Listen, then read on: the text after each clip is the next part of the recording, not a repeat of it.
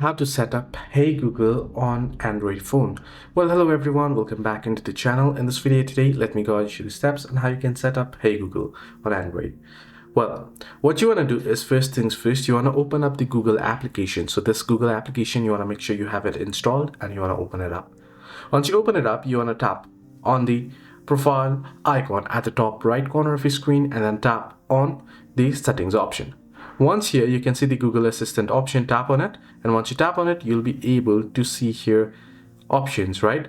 Then here, you should be able to find the option, Hey Google or Voice Match option here. So you want to look for it. Now I already have it enabled here, but you can see Voice Match, you can tap on it, the Hey Google and Voice Match feature option here. So you want to make sure this is enabled here, this device. And once you have enabled it, you're good to go. You can proceed to match your voice model as well. Hope this video was helpful. Do like and subscribe.